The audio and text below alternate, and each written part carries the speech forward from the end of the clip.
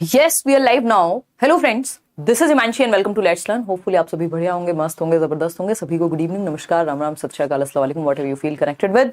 Start करेंगे आज का सेशन. वाइगॉस्की का जो सिद्धांत है, एक रशियन सिद्धांतकार वाइगॉस्की, 30s में इनकी डेथ हो गई थी, बट बहुत ही एमिनेंट काम ये करके गए. एक महत्वपूर्ण भूमिका इन्होंने निभाई है. अगर हम चाइल्ड साइकोलॉजी या आज टीचिंग की भी बात करें, टीचिंग लर्निंग प्रोसेस में हम इन सभी सिद्धांतों को लागू करते हैं. इंपॉर्टेंट है 3 से 4 क्वेश्चन. 3 क्वेश्चन तो लगभग हर एक 2023 के सेट में देखने को मिले हैं हमें. कहीं कहीं पे तो अगर सारा सोशल कंस्ट्रक्टिविस्ट वगैरह मिला दें तो 6 क्वेश्चंस तक जा रहे हैं, क्योंकि कंस्ट्रक्टिविज्म और सोशियो कंस्ट्रक्टिविज्म में इनका डायरेक्ट रोल है. तो नंबर ऑफ क्वेश्चंस बढ़ गए हैं पियाजे और वाइगॉस्की से. पहले जितने आते थे उससे ज्यादा आ रहे हैं. ये सेशन आप शेयर कर दीजिएगा उन लोगों के साथ जिनको ये लगा था कि क्लास कैंसिल हो गई है. एक्चुअली एक इलेक्ट्रिक कट था अचानक से, फिर 15-20 मिनट बाद वापस से जो है इलेक्ट्रिसिटी आ गई. ये बोर्ड नहीं चलता बिना इलेक्ट्रिसिटी के, बाकी चीज़ें तो चल जाती हैं. तो मैंने सोचा इसको कल लगा दिया था, बट फिर से मैंने सोचा अब जब ठीक है, थोड़ा इतनी जल्दी तो आप लोग नहीं सोए होंगे, सेशन ले लेते हैं. जो टॉपिक हो जाए कंप्लीट वो अच्छा है ना. स्टार्ट करते हैं. आज मैं एकदम समय पे तैयार थी तो कुछ ना कुछ और ही हो जाता है. चलिए शुरुआत करते हैं. शेयर इसको जरूर कीजिए, क्योंकि बहुत सारे लोगों तक इसका नोटिफिकेशन नहीं पहुंच पाएगा, क्योंकि मैं डेट चेंज कर दी थी उस चक्कर में. तो स्टार्ट करेंगे, समझेंगे कहानी क्या है और पोल में आप लोग जवाब देंगे. वाइगॉस्की ने भी जो थियरी दी है वो सोशियो कल्चरल अप्रोच के नाम से है. प्याजे की थियरी को जीन प्याजेस कॉग्निटिव डेवलपमेंट कहते हैं. ये पीडीएफ सारी आपको एक दो दिन में साथ ही मिल जाएंगी. और लाइक शेयर सब्सक्राइब आप कर लेंगे बिना कहे. खुशी खुशी जो भी बातें होंगी वो कमेंट में बता देंगे. इसके अलावा आप देख रहे हैं, जैसा कि मैंने बताया, 30s में ही इनकी डेथ हो गई थी, तो उस चक्कर में आपको प्याजे के सारे बुढ़ापे वाले फोटो देखने को मिलते हैं, और वाइगॉस्की का कभी भी कोई भी फोटो आपको ऐसे यंग एज वाले ही मिलेंगे सारे. चलिए खैर, ये सब बातें करते रहेंगे हम लोग. इसके अलावा अगर आप किसी भी बैच में इंटरेस्टेड हैं टीचिंग के, तो आप करियरविल ऐप डाउनलोड करके टीचिंग सेक्शन में जाके देख सकते हैं कौन से अवेलेबल बैचेस हैं. अभी सीटेट 7th फेज बिहार और भी कुछ बैचेस चल रहे हैं जिनमें आप एनरोल कर सकते हैं, D+B टाइप. अच्छा, कुछ चीजें हैं जो वाइगॉस्की के बारे में थोड़ी 2 मिनट की बात करेंगे, फिर फर्स्ट क्वेश्चन पे आएंगे. इतने आप लोग आ जाइए, जुड़ जाइए, ठीक है जी. तो अगर हम बात करते हैं क्या वाइगॉस्की की थियरी का नाम क्या है, वाइगॉस्कीज, क्योंकि इनकी थियरी के नाम पे भी एक क्वेश्चन इस बार पूछा जाने लगा है और इसमें कंफ्यूजन रहती है. थियरी तो हम पढ़ लेते हैं, ये नहीं पता होता नाम क्या है. तो वाइगॉस्कीज सोशियो कल्चरल अप्रोच, मैंने यूट्यूब पे प्रीवियसली कराया हुआ भी है, सोशियो कल्चरल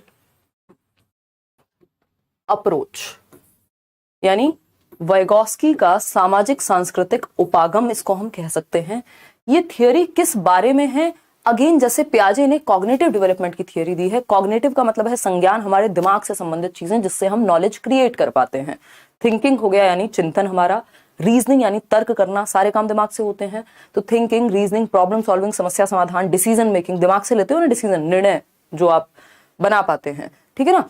निर्णय निर्माण की क्षमता कह लीजिए, है ना. मेमोरी, वो भी दिमाग से संबंधित है. स्मृति, परसेप्शन, आपके 5 सेंसेस, आपके ब्रेन तक इंफॉर्मेशन पहुंच रहे हैं, दिमाग से हो रहा है ना. डिसीजन मेकिंग, मेमोरी, लैंग्वेज, ये सब, थिंकिंग, प्रॉब्लम सॉल्विंग, रीजनिंग, ये कहाँ से संबंधित हैं? सब के सब किससे संबंधित हैं? दिमाग से संबंधित हैं. तो हमारे संज्ञान की, यानी हमारे कॉग्निशन का डेवलपमेंट कैसे होता है उसके बारे में है ये. तो डेवलप किस के बारे में है? कॉग्निटिव डेवलपमेंट के बारे में, संज्ञानात्मक कि ज्ञान को कैसे निर्मित करते हैं उसके बारे में ये थियरी है. प्याजे की थियरी का नाम ही कॉग्निटिव डेवलपमेंट है, जीन प्याजेस कॉग्निटिव डेवलपमेंट, यानी प्याजे का संज्ञानात्मक विकास का सिद्धांत नाम है. इनकी थियरी का नाम कॉग्निटिव डेवलपमेंट नहीं है, सोशियो कल्चरल अप्रोच है, सामाजिक सांस्कृतिक उपागम है, लेकिन थियरी कॉग्निटिव डेवलपमेंट पे ही है. 3 कॉग्निटिव डेवलपमेंट की थियरी हैं जो हमें किसी भी टीचिंग एग्जाम के लिए जनरली पढ़नी होती हैं. एक जीन प्याजे हैं, Jean Piaget's cognitive development, Vygotsky's socio cultural approach, और थर्ड है जेरोम ब्रूनर का कॉग्निटिव डेवलपमेंट का सिद्धांत, जिसपे हमने कल लास्ट क्वेश्चन में बात की थी. एनेक्टिव, आइकॉनिक और सिंबॉलिक स्टेज और स्पाइरल करिकुलम की जो बात कौन करते हैं? जेरोम ब्रूनर करते हैं. तीनों में एक समानता है, चाहे वो प्याजे हो, चाहे वो वाइगॉस्की हो, चाहे वो, लिख लेते हैं यहाँ पे, कोई जल्दी नहीं है, अभी शुरू करेंगे, पहले क्वेश्चन पे आएंगे. जीन प्याजे, लेव वाइगॉस्की, लेव साइमन वाइगॉस्की नाम है इनका, है ना. प्याजे स्विस साइकोलॉजिस्ट थे, ये रशियन साइकोलॉजिस्ट हैं, मतलब थे. और ब्रूनर की बात आती है, जेरोम ब्रूनर, ये आई बिलीव अमेरिकन है, जेरोम ब्रूनर. तीनों में समानता है कि तीनों कंस्ट्रक्टिविस्ट हैं, यानी रचनावादी हैं, जिसको एनसीएफ फॉलो करता है, जिसको नई एजुकेशन पॉलिसीज फॉलो करेंगी, एक थॉट है, स्कूल ऑफ थॉट है कंस्ट्रक्टिविज्म। तो पियाजे क्या है, रेडिकल कंस्ट्रक्टिविस्ट हैं, यानी ये हार्डकोर बच्चे की एक्टिविटी पे फोकस करते हैं, रचनावादी हैं, लेकिन पूरी तरह से बच्चे की एक्टिविटी ज्यादा महत्वपूर्ण है इनके लिए। वहीं वाइगॉस्की क्या है, सोशल कंस्ट्रक्टिविस्ट हैं या सोशियो कंस्ट्रक्टिविस्ट हैं, यानी सामाजिक रचनावादी हैं। ये समाज की भूमिका को ज्यादा मानते हैं नॉलेज के कंस्ट्रक्शन में। ठीक है ना, इतनी बात क्लियर है या नहीं है, होनी तो चाहिए। फिर क्या बात आती है, हमने ब्रूनर की बात कर लेते हैं। तो ब्रूनर कॉग्निटिव एस्पेक्ट्स या थिंकिंग एस्पेक्ट्स पे ज्यादा फोकस करते हैं। ठीक है ना, तो ये एक बेसिक बात हो गई तीनों के ही बारे में। चलिए आगे बढ़ते हैं, समझते हैं, फर्स्ट क्वेश्चन पे आते हैं। ये कुछ बेसिक बातें थी जो हमें पता होनी चाहिए। फर्स्ट क्वेश्चन आपके सामने है और पोल भी आपके सामने है।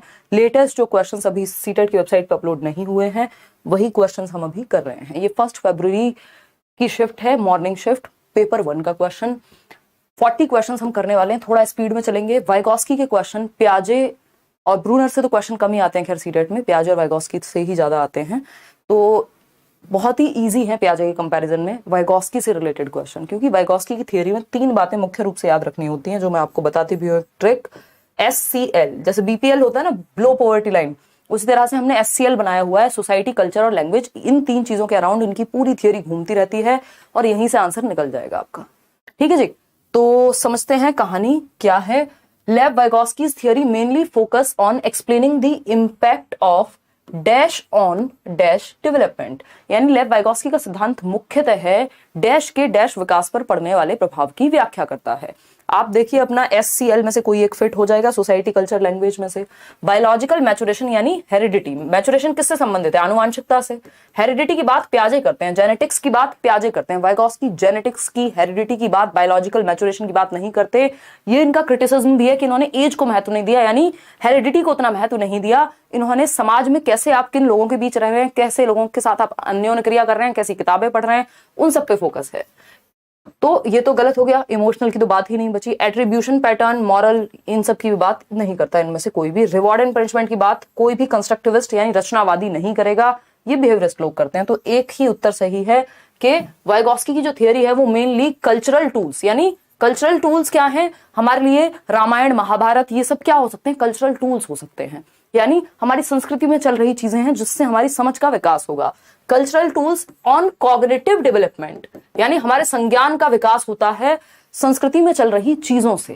ठीक है, क्लियर है, कोई दिक्कत नहीं है। हाँ, तो C option is the right answer. 90% लोग सही उत्तर दे रहे हैं कि लेव वाइगॉस्की का सिद्धांत मुख्यतः सांस्कृतिक उपकरणों व संज्ञानात्मक विकास पर पड़ने वाले प्रभाव की बात करता है। ठीक है, आगे बढ़ते हैं क्वेश्चन नंबर 2 पर। थोड़ा सा स्पीड बढ़ाएंगे क्योंकि क्वेश्चंस बहुत मुझे कंपैरेटिवली इजी लगे कि आपने अगर एक बार यूट्यूब पे भी वाइगॉस्की की थियरी मैंने डिस्कस की हुई है, मैराथन वगैरह में भी देख ली है, तो इससे ऐसा नहीं है वाइगॉस्की से मुश्किल क्वेश्चन नहीं बन सकते। प्रीवियसली मुश्किल क्वेश्चंस आए हैं ऑफलाइन पेपर में, ऑनलाइन पेपर में उतना मुश्किल क्वेश्चन आज तक मुझे देखने को मिला नहीं है, जब से 2 बार ऑनलाइन पेपर हुआ है। कुछ लगभग 50-60 शिफ्ट रही होंगी दोनों साल का मिला करके, उनमें मुश्किल क्वेश्चन नहीं है।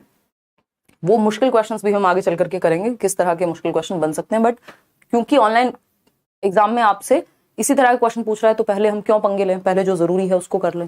ठीक है ना, 82% लोग ए ऑप्शन दे रहे हैं। Following Lev Vygotsky's theory a teacher should, teacher को किस चीज पे फोकस करना चाहिए।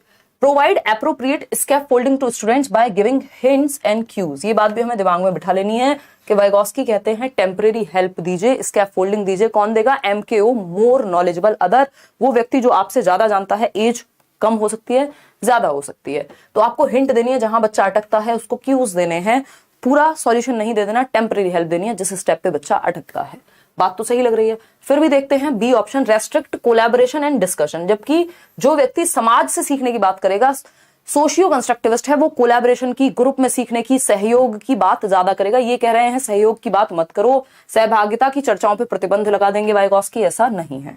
Practice total non interference of adults, adults को बिल्कुल लाइफ से हटा दो, कोई दादी नानी की कहानियां मत सुनो, कोई इंटरेक्शन मत करो, कुछ सीखो मत, कहीं जाओ मत, ऐसा भी नहीं कहते Vygotsky. Frequently use negative reinforcement, punishment, reward, ये रचनावादियों की डिक्शनरी में ही नहीं है, ये व्यवहारवादी स्किनर, पैवलव ये सब बात करते हैं। तो संकेत और इशारे देकर विद्यार्थी को उपयुक्त पाड़ प्रदान करना, यानी टेम्परेरी हेल्प देना, जहां वो अटक रहे हैं वो वाइगॉस्की मानेंगे।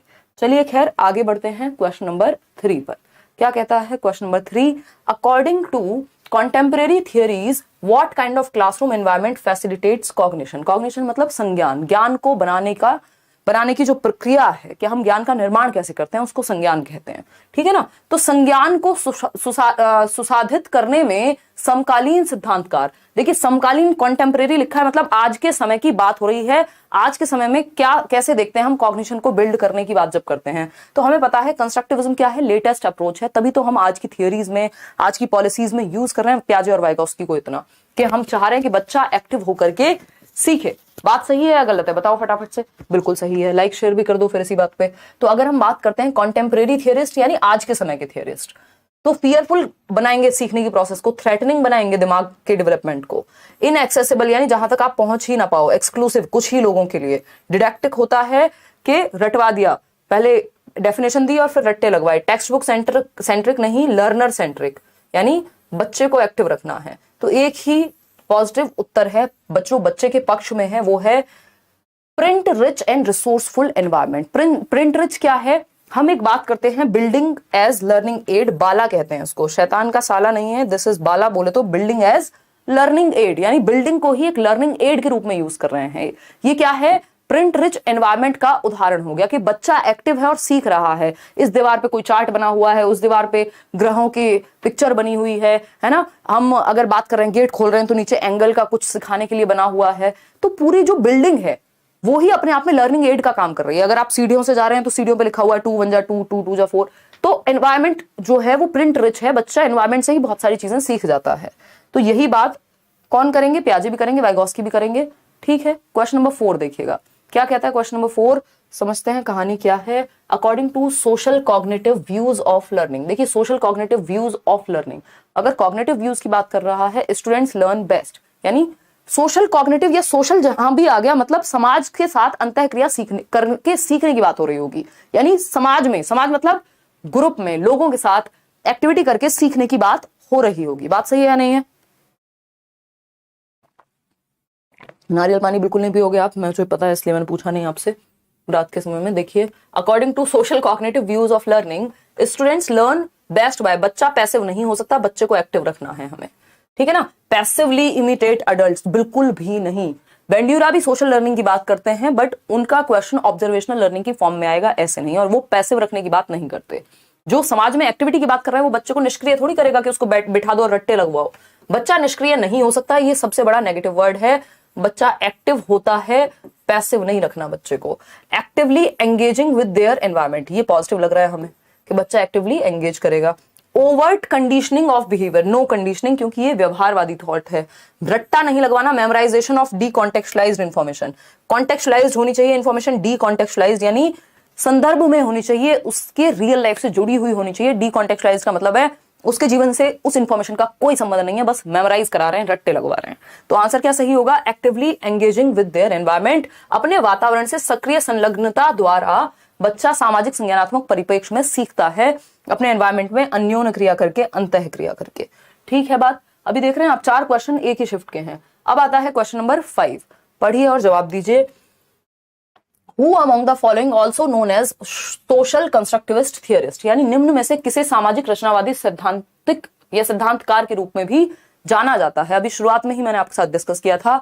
सोशल कंस्ट्रक्टिविस्ट एक ही व्यक्ति हैं, कौन है बताओ, बीएफ स्किनर है। ये तो व्यवहारवादी हैं, बिहेवियरिस्ट हैं, वो भी रेडिकल बिहेवियरिज्म की बात करेंगे, बिल्कुल हार्डकोर बिहेवियरिस्ट, ठीक है ना। जैसे प्याजे हार्डकोर, रेडिकल क्या है, कंस्ट्रक्टिविस्ट हैं। लॉरेंस कोहलबर्ग, इनका यहाँ पे कोई योगदान नहीं है, ये कॉग्निटिव एस्पेक्ट से प्याजे से इंस्पायर्ड है, मॉरल लर्निंग की थियरी है, ना कि इनका इस बात से कोई संबंध है। जेपी गिलफर्ड इंटेलिजेंस की बात करते हैं, ठीक है ना, जो कन्वर्जेंट और डाइवर्जेंट थिंकिंग की बात करने वाले जॉय पॉल गिलफर्ड ही हैं। आंसर सिर्फ एक ही है जो कि आप दे पा रहे हैं सही, कितने 88% लोग। लेव वाइगोस्की सामाजिक रचनावादी के समाज में बच्चा ज्ञान का सृजन करेगा एक्टिविटी करके, ये कहते हैं लेव वाइगोस्की। सोसाइटी, कल्चर और लैंग्वेज के थ्रू, ये 3 महत्वपूर्ण चीजें हैं। SCL, धन्यवाद रजनी शर्मा आपके कॉम्प्लीमेंट के लिए शर्ट पे, ठीक है, आपको गिफ्ट कर देंगे। और बताइए, आगे बढ़ेंगे। क्वेश्चन नंबर 6 देखिए, फटाफट से समझिए क्या है कहानी, पढ़िए। लेंथी क्वेश्चन है, देख रहे हो। अब यही अंतर है, क्वेश्चंस इजी हैं बट जो क्वेश्चन पहले 1 लाइन 2 लाइन में पूछ लिया जाता था, अब वो क्वेश्चन 2 4 6 8 9 लाइन में पूछा है। अब बताओ इंसान को चक्कर आएंगे कि नहीं आएंगे, जिसने प्रैक्टिस नहीं की, जिसने आपकी तरह लाइव में क्वेश्चंस को पोल में जवाब नहीं दिया जल्दी से पढ़ के, जिस पे प्रेशर नहीं आया कभी भी, जिसने बस चीजें एक एक बार पढ़ी और पेपर देने चला गया, इनफ प्रैक्टिस की ही नहीं ऑनलाइन, उसका क्या होगा? क्योंकि 9 लाइन का क्वेश्चन तो सर में दर्द कर देगा, जबकि है इजी ये question. The students in a class are working in groups, यानी एक क्लास के अंदर बच्चे जो हैं स्टूडेंट्स, वो ग्रुप्स में यानी समूहों में काम कर रहे हैं, 2-2 4-4 के ग्रुप बने हुए हैं। टू अंडरस्टैंड अ कॉन्सेप्ट, एक कॉन्सेप्ट समझ रहे हैं। When teacher observes that all members of a group are not able to move further in their understanding, यानी जब टीचर ने ये नोटिस किया कि ग्रुप में 5 बच्चे हैं तो उनमें से 3 बच्चों को कोई चीज समझ नहीं आ रही, या 2 बच्चों को साथ साथ समझ में नहीं आ रही, बाकी के 3 बच्चे आगे निकल जा रहे हैं। अब क्या करे teacher? Teacher helps them by giving prompts, तो टीचर ने प्रॉम्प्ट देना शुरू किया, क्यूज देना शुरू किया, हिंट देना शुरू किया, जहां पे अटक रहे हैं वहां पे थोड़ा सा बताया।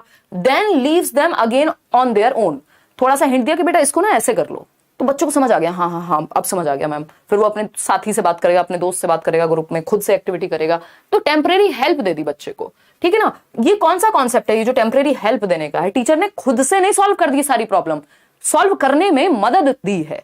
तो मदद दी है का मतलब कंडीशनिंग होती है? नहीं। पैसिव इमिटेशन होता है? बच्चा तो पैसिव है ही नहीं, यहाँ बच्चा एक्टिव है। रटना होता है? बिल्कुल भी नहीं। स्कैफोल्डिंग होता है टेम्परेरी मदद का मतलब, पार्ड या टेम्परेरी हेल्प कहते हैं स्कैफोल्डिंग को। जैसे स्कैफोल्डिंग मान लो सीढ़ी की तरह है कि आपकी हाइट है 6 फीट, आपको 9 फीट की ऊंचाई पे जाना है, अपनी टंकी साफ करनी है घर की, तो आपको एक सीढ़ी का इस्तेमाल करना पड़ेगा उस 3 फीट की दूरी को कवर करने के लिए। तो ये क्या हो गया? बेसिकली वो है स्कैफोल्डिंग, टेम्परेरी हेल्प। सीढ़ी लगाए नहीं घूमते रहते हैं आप, जैसे ही चढ़ जाते हैं सीढ़ी का काम खत्म हो जाता है। समझ पा रहे हो बात को? क्लियर है? और सीढ़ी पे चढ़ना भी खुद ही पड़ेगा, सीढ़ी आपको उठा के नहीं ले जाएगी छत पे, तो मतलब टेम्परेरी हेल्प है। क्लियर है बात? चलिए बहुत बढ़िया। कोई कह रहा है आपने क्लास के शुरू में हिंट दे दिया था इसलिए सही हो रहे हैं, बस यही है कि समझ में आ गया इसका मतलब। वो हिंट देने का मतलब यही है कि समझ में आ जाए, थोड़ा आइडिया हो आपको। अब एक और क्वेश्चन है, development of language and thought, यानी भाषा और विचार के विषय में क्या विचार है वाइगॉस्की का? भाषा एवं विचार के विषय में क्या विचार है वाइगॉस्की का, ये पूछा है। जेडपीटी बताएंगे, टेंशन ना लो, वाइगॉस्की से संबंधित सारे कॉन्सेप्ट आपके इस क्लास के अंत तक सही से समझ में आपको आ जाएंगे, खत्म हो जाएंगे। 40 क्वेश्चन है, चीजें निकल के आएंगी। मैं एक साथ आपको बहुत ज्यादा नहीं बताना चाह रही, नहीं तो समझ नहीं आएगा कहां पे किस चीज को जोड़ना है, ठीक है ना। बी ऑप्शन कह रहे हैं आप लोग, बताइए एक बार। बी ऑप्शन कितने लोग कह रहे हैं? 40। सी ऑप्शन कह रहे हैं 47% लोग। देखिए, भाषा एवं विचार या भाषा एवं चिंतन की जब हम बात कर रहे हैं, लैंग्वेज एंड थॉट की जब हम बात कर रहे हैं, तो कैसे occurs independent of each other, यानी भाषा अलग चलती है, विचार अलग चलता है, दोनों का आपस में कोई रिश्ता नहीं है। Occurs independent of the socio cultural context, यानी सामाजिक सांस्कृतिक संदर्भ से स्वतंत्र होते हैं। मतलब भाषा और विचार कुछ और ही होगी। अगर मैं भारत में रह रही हूं तो मेरी भाषा हिंदी होगी ही नहीं, मुझे तो हिंदी के बारे में पता ही नहीं है कुछ कैसे बोलते हैं। ये इसका मतलब यही है जो ये लिखा हुआ है कि occurs independent of the socio cultural context, यानी सामाजिक सांस्कृतिक संदर्भ से स्वतंत्र होता है। स्वतंत्र का मतलब जिस संस्कृति में आप रह रहे हैं, जिस समाज में आप रह रहे हैं, उस समाज से आपकी भाषा का और आपके विचारों का कोई ताल्लुक नहीं है। भैया हमारे तो एग्जाम्पल्स भी, हमारी भाषा भी, हमारे विचार भी, सब कुछ प्रभावित होता है जिस संस्कृति में हम रहते हैं। कैसे लॉकडाउन में रामायण चल रही थी तो आप उस तरह से सोच रहे थे, हमने क्या देखा है बड़े होते हुए हमारे टीवी में, हमारे न्यूज पे, वो भी हमारी संस्कृति, हमारी भाषा से प्रभावित है। तो हम ये नहीं कह सकते कि भाषा का और संस्कृति का कोई रोल नहीं है हमारी लैंग्वेज और थॉट पे, ये तो एकदम खराब बात हो जाएगी। Is interrelated since they interact in myriad ways to influence each other, यानी एंडलेस वेज में वो क्या है, इंटरेक्ट करते हैं। आप जिस लैंग्वेज का प्रयोग कर रहे हैं सोचने में और जिस कल्चर से इंफॉर्मेशन आपके पास आ रही है, वो दोनों मिलकर के एक समझ बना रहे हैं आपकी। बात तो सही लग रही है। Is influenced by heredity only not environmental factors, ऐसा कैसे हो सकता है कि लैंग्वेज, अगर आप बच्चे को बचपन से एक वैक्यूम में, एक बंद जगह में रख दीजिए जहां उससे कोई बात नहीं करता, क्या वो हेरिडिटी की वजह से लैंग्वेज सीख जाएगा? नहीं सीख पाएगा। वो बन जाएगा, मोगली मूवी देखिए ना, तो वो फिर जंगल की ही भाषा में बात करेगा। अगर उससे कोई बात ही नहीं करता कभी, तो वो कहां से भाषा सीख जाएगा? तो सोसाइटी का भी बहुत बड़ा रोल है, सिर्फ हेरिडिटी का नहीं है लैंग्वेज में, कि एनवायरमेंट का कोई रोल ही नहीं है ना। तो ये दोनों तो हट गए। अब occurs independent of each other, देखिए वाइगॉस्की ये कहते हैं, कई लोगों को ये गलतफहमी है कि लैंग्वेज एंड थॉट का कोई आपस में रिश्ता नहीं है। लैंग्वेज एंड थॉट क्या होते हैं? इंटर रिलेटेड होते हैं। क्या होते हैं? इंटर रिलेटेड होते हैं, इंटरडिपेंडेंट होते हैं, एक दूसरे को प्रभावित करते हैं। जिस भाषा को आप जानते हैं उस भाषा में आपके विचार आते हैं, और जो आपके विचार आते हैं वो भाषा को प्रभावित करते हैं। तो लैंग्वेज एंड थॉट जो है ये इंटर रिलेटेड है। बस वाइगॉस्की क्या कहते हैं, शुरुआत के जीवन में कुछ साल तक ये पैरेलल चलते हैं, पैरेलल मतलब समानांतर चलते हैं, इंडिपेंडेंट चलते हैं, बाद में जाकर के मर्ज हो जाते हैं, है ना। तो हम ये नहीं कह सकते कि वाइगॉस्की ने ये कह दिया कि लैंग्वेज और थॉट का कोई रिश्ता नहीं है, ठीक है ना। तो लैंग्वेज एंड थॉट बिल्कुल इंटरडिपेंडेंट हैं, एक दूसरे को प्रभावित करते हैं। तो उस हिसाब से हम क्या कहेंगे कि is interrelated since they interact in myriad ways to influence each other। myriad ways का मतलब क्या है, असंख्य, एंडलेस वेज में ये एक दूसरे को प्रभावित करते हैं। जो भी आप भाषा जानते हैं, जिस भी कल्चर में आप रहते हैं, जो विचार आपके दिमाग में आएंगे उस भाषा से संबंधित आएंगे। इंग्लिश बोलने वाला व्यक्ति एक तरह से सोचेगा, हिंदी बोलने वाला व्यक्ति एक तरह से सोचेगा, यानी लैंग्वेज इन्फ्लुएंसेस आर थॉट्स। ये ली वोर्फ का भी कॉन्सेप्ट है, एक व्यक्ति है ली वोर्फ। तो लैंग्वेज का इंपैक्ट होता है हमारी थॉट पे, वो भी यही बात कहते हैं। एक नंबर में क्वेश्चन वो भी पूछा जा चुका है। हालांकि लैंग्वेज वाले चैप्टर में हम इसको और अच्छे से कर लेंगे। एक दूसरे से परस्पर जुड़ा हुआ है, विचार और भाषा दोनों एक दूसरे को असंख्य रूप में प्रभावित करते हैं, जो हमें पता भी नहीं है कि किस किस तरीके से प्रभावित कर सकते हैं। क्वेश्चन नंबर 9 पे आते हैं। 9 जनवरी paper 2, Lev Vygotsky suggested that cognitive development is a product of, किस चीज का गुणनफल है संज्ञानात्मक विकास एज पर वाइगॉस्की, बताइएगा फटाफट से और फिर हम आगे बढ़ेंगे। ठीक है जी, सही दिया था जवाब, बहुत बढ़िया। इंटेलिजेंस थियरीज किसने दी हैं? बहुत सारे लोग हैं सोनल, बहुत सारे लोग हैं। स्पीयरमैन से लेके, बिने से लेके, आपके जेपी गिलफर्ड से लेके, थॉर्नडाइक से लेकर के, हार्वर्ड गार्डनर से लेकर के, स्टर्नबर्ग से लेकर के, और सैकड़ों लोग हैं जो बात करते हैं इंटेलिजेंस थियरीज की। आपके लिए 2 ही थियरीज महत्वपूर्ण है, एक तो कॉन्सेप्ट ऑफ इंटेलिजेंस, दूसरा हार्वर्ड गार्डनर की थियरी। ये सबसे महत्वपूर्ण है आपके लिए, वो हम इंटेलिजेंस के चैप्टर में डिस्कस करेंगे। Lev Vygotsky suggested that cognitive development is a product of dash, यानी वाइगॉस्की के अनुसार संज्ञानात्मक विकास किसका प्रोडक्ट है? 94% लोग सी उत्तर दे रहे हैं। जेनेटिक, देखो जेनेटिक्स को तो इन्होंने इग्नोर ही कर दिया वाइगॉस्की ने। इस बात पे तो इनकी आलोचना होती है कि बायोलॉजिकल एस्पेक्ट को ध्यान में नहीं रखते, इनके लिए जेनेटिक्स मैटर नहीं करते, इनके लिए एज मैटर नहीं करती, इनके लिए आप क्या इंटरेक्ट कर रहे हैं सोसाइटी और कल्चर में, उससे आपकी समझ बनेगी। मियर ऑब्जर्वेशन एंड इमिटेशन, ये नकल की बात नहीं करते, नकल की बात बेंड्यूरा करते हैं, है ना। थोड़ी बहुत ऑब्जर्वेशन नहीं, ये प्रॉपर इंटरेक्शन की बात करेंगे। सोशल इंटरेक्शंस, बिल्कुल सही बात है। सोसाइटी, कल्चर, लैंग्वेज, इन तीनों में से 90% चांस होते हैं कि आप वाइगॉस्की का उत्तर ढूंढ लेंगे जब भी फंसेंगे। सामाजिक संपर्कता या अंतःक्रिया या अन्योन्य क्रिया का प्रोडक्ट है आपका दिमाग का विकास, समाज में इंटरेक्शन से होता है। आइडेंटिटी फॉर्मेशन की यहां कोई बात इन्होंने की नहीं है, उसकी बात कौन करेगा? एरिक एरिक्सन करेंगे। क्वेश्चन नंबर 9 देखिए फटाफट से, क्या कहता है क्वेश्चन नंबर 9? आप पोल में भी जवाब देंगे। Who among the following believed that human activities take place in cultural settings and they cannot be understood apart from those settings? यानी निम्न में से किसका मानना है कि मानवीय गतिविधियां सांस्कृतिक परिप्रेक्ष्य में विकसित होती हैं और उन परिप्रेक्ष्यों से हटकर उन्हें समझा नहीं जा सकता? यानी जो भी एक्टिविटी हम करते हैं वो उस हमारी संस्कृति से बहुत हद तक क्या है, इन्फ्लुएंस्ड हैं, प्रभावित हैं। और हम अगर कल्चरल कॉन्टेक्स्ट, किस समाज में, किस कल्चर में क्या सही और क्या गलत है, अगर इस बात को हम हटा देंगे कि आप किस संस्कृति से आ रहे हैं, तो सही और गलत बदल जाएगा। तो हम सही और गलत को, या जो भी हमारी एक्टिविटीज हैं, हमारी अंडरस्टैंडिंग है, उसको यदि अपने कल्चर से बिल्कुल अलग ही कर दें तो समझना मुश्किल हो जाएगा। यानी हम अपने संज्ञान को, अपनी समझ को कल्चर से अलग नहीं कर सकते।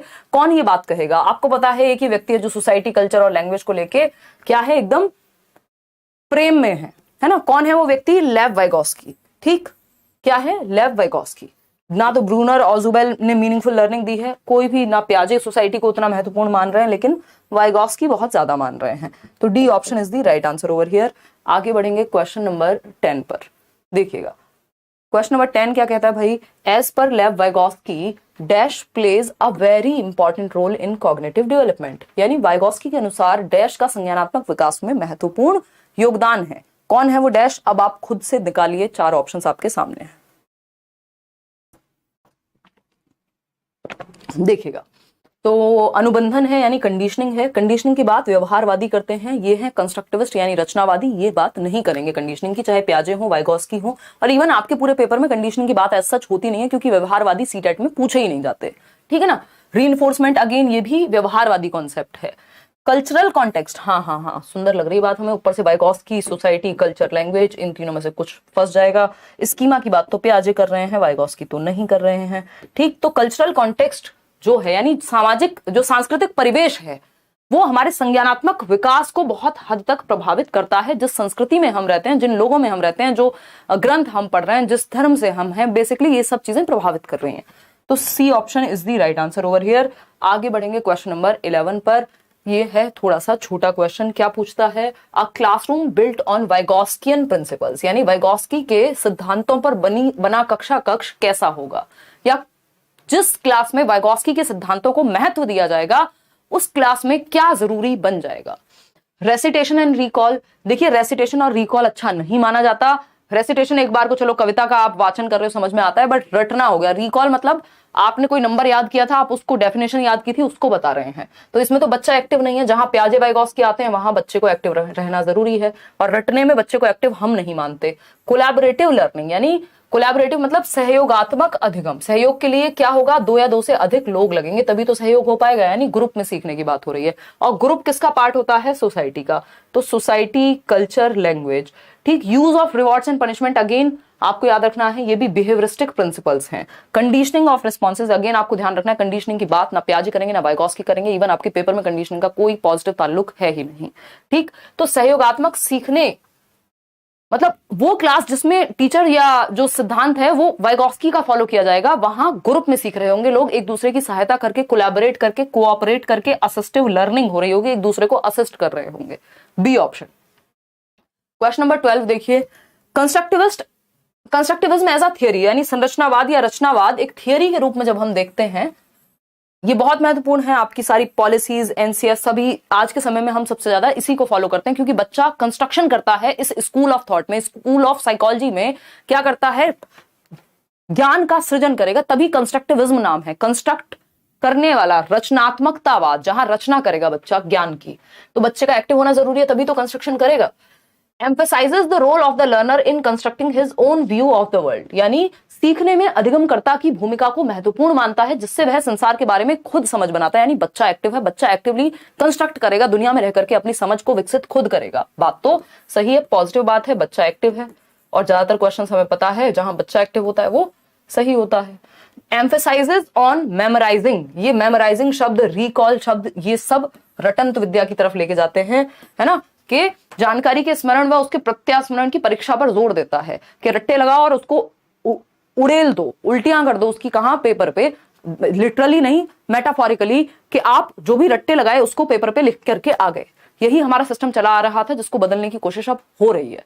फिर आते हैं सी ऑप्शन पे। Emphasises on the dominant role of the teacher, यानी शिक्षिका की प्रभुत्व भूमिका पर जोर देता है। यानी टीचर डोमिनेंट है भैया, डोमिनेंट यहां किसी को नहीं होना, यहां बच्चे को सेंटर में रखना है। टीचर और बच्चे दोनों एक्टिव रहेंगे कंस्ट्रक्टिविस्ट क्लासरूम में। ये क्वेश्चन भी पूछा जा चुका है, both are active in a constructivist classroom.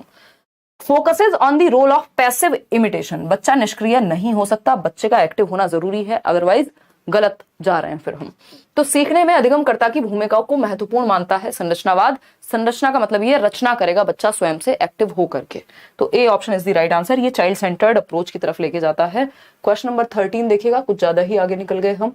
देखिए क्वेश्चन नंबर 13 क्या कहता है? Lev Vygotsky suggested that children's cognitive development, यानी बच्चे का संज्ञानात्मक विकास is dash by interactions with people who are more capable, यानी लेव वाइगॉस्की के अनुसार बच्चों की संज्ञानात्मक क्षमता पर अपने से अधिक योग्य व्यक्तियों के साथ अंतःक्रिया का क्या प्रभाव पड़ता है। यानी अगर मैं अपने से ज्यादा समझदार लोगों के साथ रहती हूं तो मेरा संज्ञान बेहतर होगा या नहीं होगा? भाई कहा जाता है ना, you are the average of 5 people you live with और यू लिव अराउंड, मतलब आप क्या हैं? औसत हैं उन 5 लोगों का जो सबसे क्लोज आपके रहते हैं, है ना। तो वो कैसे हैं भाई? अगर आप अपने से मूर्ख लोगों के साथ रहेंगे तो आप उस तरफ जाएंगे, और अगर आप अपने से समझदार लोगों की तरफ साथ रहते हैं तो वो आपको उस तरफ लेकर के जाएंगे, ठीक है ना। तो इसका मतलब क्या हुआ? लेव वाइगॉस्की सजेस्ट करते हैं कि चिल्ड्रंस कॉग्निटिव डेवलपमेंट, यानी बच्चे का जो संज्ञान है, is dash by interactions with people who are more capable, कैसा होता है? उन लोगों के साथ अंतःक्रिया करने पे जो उनसे ज्यादा योग्य हैं, यानी वो व्यक्ति जो मुझसे ज्यादा जानता है उससे मुझे फायदा होगा, नुकसान होगा? नॉट इंपैक्टेड, कोई फर्क नहीं पड़ेगा, नेगेटिवली इंपैक्ट होगा, फैसिलिटेटेड या फिर डिक्रीज्ड। तो वाइगॉस्की तो भाई कहेंगे कि फैसिलिटेट होगा अगर बच्चा सुसाधित होगा, संज्ञान जो है वो बेहतर होगा यदि अपने से ज्यादा कैपेबल लोगों के साथ आप हैं, या बच्चा इंटरैक्ट करता है, अंतःक्रिया करता है। इनको मोर नॉलेजेबल अदर भी कह सकते हैं, यानी ज्यादा जानने वाले अन्य। भाई मेरा एक दोस्त जिसको मैथ्स अच्छे से आता है और मुझे इंग्लिश अच्छे से आती है, तो वो मुझसे मैथ्स सीख पाएगा, मैं उससे इंग्लिश सीख पाऊंगी। ये क्या हुआ? ये हुआ फैसिलिटेशन, सुविधा होगी, सुसाधित होगा ज्ञान कैपेबल लोगों के साथ रहने से। तो C option is the right answer, यही वाइगॉस्की कह रहे हैं। आगे बढ़ेंगे क्वेश्चन नंबर 14। क्या कहता है question number 14? According to Lev Vygotsky learning, यानी वाइगोस्की के अनुसार अधिगम क्या है, बताइएगा। पहला ऑप्शन है is a measurable change in behaviour. Measurable change in behaviour या relatively permanent change in behaviour, ये सब व्यवहारवादी परिभाषाएं हैं। बी ऑप्शन है can not be separated from its social context, यानी सीखने को सामाजिक परिवेश से अलग होकर नहीं देखा जा सकता, यानी जिस समाज, जिन लोगों में आप रह रहे हैं, जिस संस्कृति में आप हैं, अधिगम भी उससे प्रभावित 100% होगा, ऐसा वाइगोस्की मानते हैं। We can not separate learning from its social context, ऐसा वाइगोस्की कहेंगे। बात तो सही है। सी ऑप्शन पढ़ लेते हैं।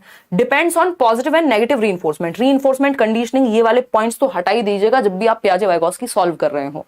फिर आता है D option, includes attentional processes and stores of memory, यानी मेमोरी में भर लो अटेंशन दे करके, इसको रटना कहते हैं। ठीक है ना। तो बच्चा सबसे ज्यादा एक्टिव कहां है? यहां के जो आपकी लर्निंग है उसको can not be separated from it social context, आप सामाजिक संदर्भ से नहीं हटा सकते। समाज में अन्योन्य क्रिया करने से ही लर्निंग होती है, इसको अलग नहीं किया जा सकता लर्निंग और इसके सोशल कॉन्टेक्स्ट को। क्या समझे कि नहीं समझे? बिल्कुल समझ गए, बी ऑप्शन।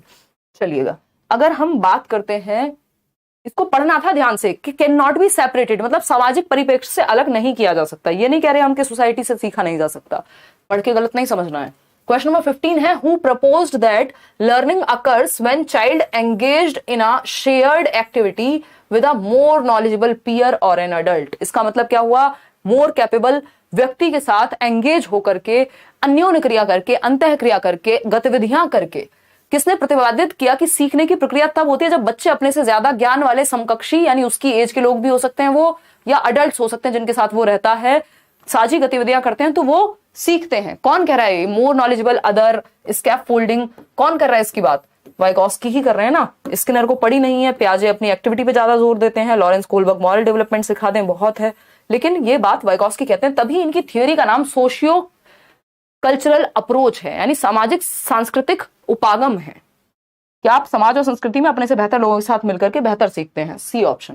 क्वेश्चन नंबर 16 देखिएगा फटाफट से। क्या कहता है क्वेश्चन नंबर 16?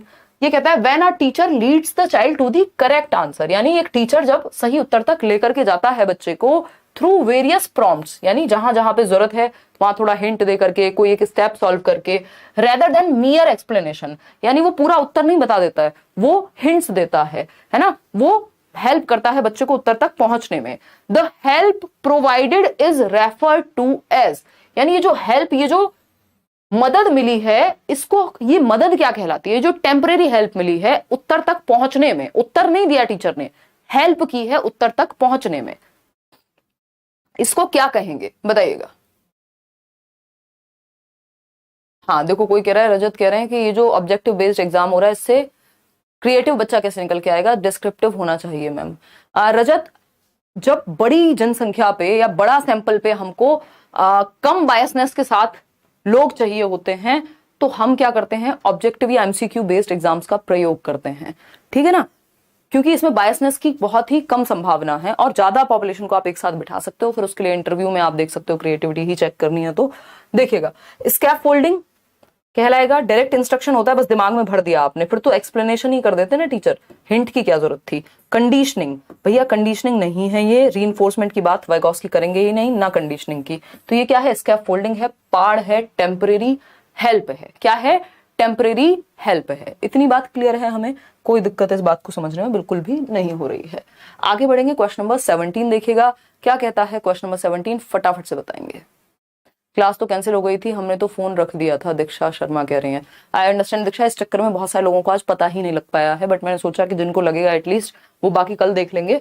जो इलेक्ट्रिक कट था, वो लाइट हमारे घर में आ गई, इलेक्ट्रिसिटी जो है वापस आ गई, तो हमने सोचा कि अभी 15-20 मिनट, आधा घंटा ही लेट हुआ है तो अभी कर सकते हैं, आज का एक टॉपिक कंप्लीट कर लेंगे इस बहाने, बाकी लोग कल देख लेंगे। नोटिफिकेशन का प्रॉब्लम हो जाता है इस चक्कर में फिर, है ना। क्वेश्चन नंबर 17 देखिएगा। इन Lev Vygotsky's theory self talk, यानी खुद से बात करना, self talk that guides thinking and action is referred to dash and should be dash. तो वाइगोस्की के सिद्धांत के अनुसार स्ववाक या निज वाक जो हमारी सोच व व्यवहार को दिशा देता है, यानी खुद से बात करने से क्या होता है? हमें मिलती है दिशा।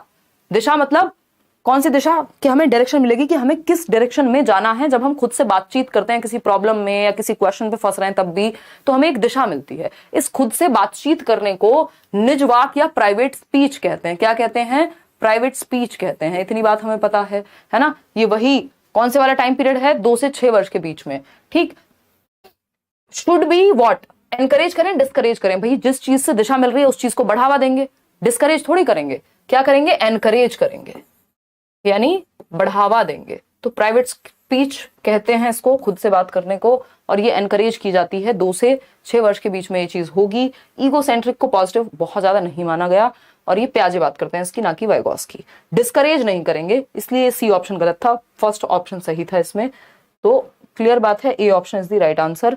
ये 18 जनवरी पेपर 2 में पूछा गया है। अब आता है क्वेश्चन नंबर 18, फटाफट से आप पोल में जवाब देंगे। In a socio constructivist classroom, socio constructivist का मतलब ही है सामाजिक रचनावादी, का मतलब ही है वाइगॉस्की की बात हो रही है। किसकी बात हो रही है? वाइगॉस्की की बात हो रही है। बहुत बढ़िया आनंदिता, बढ़िया मेहनत कीजिए, जो सेशंस चल रहे हैं उनको अटेंड कीजिए, पेपर नहीं रुकेगा, ठीक है ना। In a socio constructivist classroom the teacher is dash and the tables and desks are dash to facilitate group work. यानी एक सामाजिक रचनात्मक कक्षा शिक्षक को डैश और सामूहिक कार्य को सुगम बनाने के लिए मेज व कुर्सी ऐसी होनी चाहिए। भैया टीचर कैसा होगा? एक सोशियो कंस्ट्रक्टिविस्ट क्लासरूम में, कंस्ट्रक्टिविस्ट क्लासरूम है, इसका मतलब बच्चे एक्टिव होंगे। बच्चे एक्टिव होंगे का क्या मतलब हो गया? बच्चे भी एक्टिव होंगे और टीचर भी एक्टिव होगा, दोनों एक्टिव होंगे। तो सबसे पहले हमें देखना है, टीचर इज डिक्टेटर नहीं, फैसिलिटेटर होता है, डिक्टेटर नहीं हो सकता। ये दोनों ऑप्शन हमने एलिमिनेट कर दिए, हटा दिए, रिमूव कर दिए। टीचर होगा मोबाइल, या फिर डायनेमिक कह सकते हो, या फिर एक्टिव भी कह सकते हो। मोबाइल का मतलब है, मोबाइल कहां से बना? भाई मोबाइल कहां से बना? पहले लैंडलाइन होते थे, एक जगह रखे थे। मोबाइल का मतलब है जो इधर से उधर जा सके, डायनेमिक है, चेंज किया जा सकता है उसको। तो मोबाइल है, टीचर एक्टिव है। क्लियर है बात? तो टीचर मोबाइल है। And the tables and desk, जिन टेबल और डेस्क पे वो बैठा हुआ है बच्चा, वो भी मूवेबल है, उनकी भी दिशा चेंज की जा सकती है। वो फिक्स्ड नहीं है कि अब आगे पीछे जा ही नहीं सकते हैं उन टेबल और डेस्क के साथ। तो गतिशील हैं और जिन्हें मूव किया जा सकता है, बेसिकली चेंजेबल है। तो A option is the right answer, fixed नहीं होंगी। क्वेश्चन नंबर 19 देखिए फटाफट से और जवाब दीजिए। Which of the following statements does not support a belief in socio constructivist perspective of learning.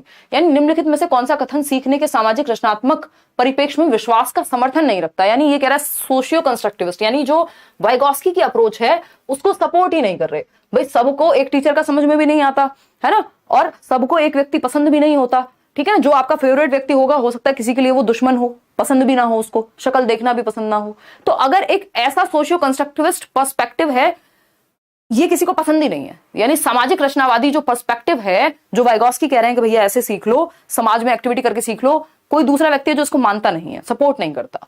अब उसका क्या पर्सपेक्टिव होगा, या किस ऑप्शन को देख के आप ये कह पाएंगे कि वाइगॉस्की को सपोर्ट नहीं करता या सामाजिक संरचनावाद को सपोर्ट नहीं करता?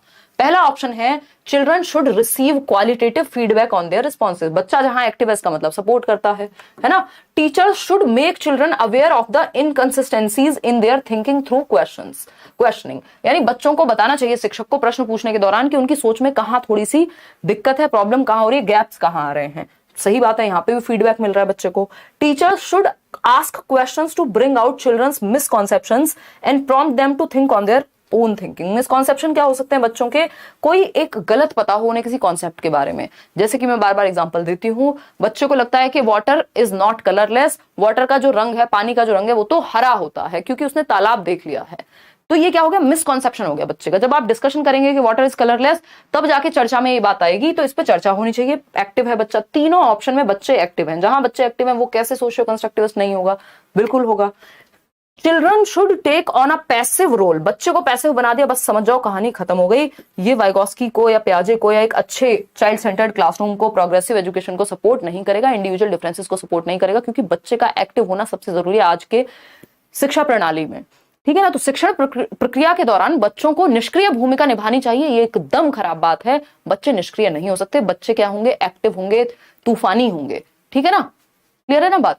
चलिए फिर आगे बढ़ते हैं, समझते हैं कहानी है क्या। कल करा देना कुछ नहीं होता भाई, आज ही 40 के 40 क्वेश्चन करने हैं, पूरा टॉपिक कंप्लीट होगा। ये सारे टॉपिक्स इस बार के जो भी ऑनलाइन के लेटेस्ट क्वेश्चंस हैं ये टॉपिक वाइज खत्म करके फिर हमें मिक्स्ड क्वेश्चंस, मुश्किल क्वेश्चंस और भी बहुत सारी चीजें अदर सब्जेक्ट्स भी हैं जो करने हैं। तो आलसी मत बनो, पेपर है सामने, निकालो, पढ़ाई करो, क्या दिक्कत है। Children learn through interaction with others who are more knowledgeable, यानी बच्चे उन लोगों के साथ इंटरेक्ट करके, अंतःक्रिया करके, बातचीत करके सीखते हैं जो उनसे ज्यादा जानते हैं। बात तो सही है।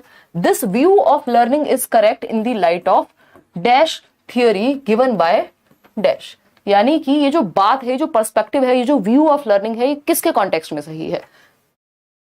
सोशियो कल्चरल अप्रोच के कॉन्टेक्स्ट में सही है। जो थियोरी गिवन बाय किसके द्वारा? लेव वाइगोस्की के द्वारा। सोशियो कल्चरल थियोरी पियाजे ने तो दी नहीं है, तो यहां तक तो सही थी बात, यहां पे गलत हो गई। साइकोडायनामिक थियोरी सिगमंड फ्रॉइड, कोई उन्होंने इस तरह की बात नहीं की। और एजुकेशन में इसको हम बहुत ज्यादा अप्लाई कर भी नहीं पाते हैं साइकोडायनामिक को। बिहेवियरिस्टिक और बीएफ स्किनर, जी नहीं, वो बात समाज में या मोर नॉलेजेबल अदर की बात नहीं करने वाले। तो हम ये कहेंगे कि लेव वाइगोस्की का जो सिद्धांत है जिसमें सामाजिक अंतःक्रिया की हम बात कर रहे हैं, ये लेव वाइगोस्की का सिद्धांत है जिसको सामाजिक सांस्कृतिक सिद्धांत कहेंगे। तो A option is the only right answer over here. आगे बढ़ेंगे नेक्स्ट क्वेश्चन पे। नेक्स्ट क्वेश्चन क्या है हमारा? क्वेश्चन नंबर है 21। आसान क्वेश्चन है यार, बस पढ़ के समझने की बात है। थोड़ा यूट्यूब पे देख लेते, मैंने कराया हुआ है आपके साथ डिस्कशन, है ना। फटाफट से बताओ, जल्दी बताइए, 1 मिनट के अंदर। चक्कर नहीं आने चाहिए पेपर सॉल्व करते समय, रोना नहीं है, थोड़ा सा कष्ट देना है खुद के दिमाग को।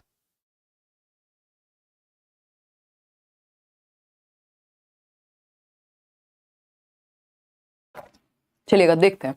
तो अगर हम बात करते हैं क्वेश्चन नंबर 21 में क्या कहा है? इन अकॉर्डेंस विद लेव वाइगोस्की, यानी लेव वाइगोस्की के according ideas of cognitive development a teacher should, एक शिक्षक को क्या करना चाहिए अगर वो वाइगोस्की के सिद्धांतों को मानता है कि बच्चा समाज, संस्कृति और भाषा के माध्यम से सीखता है।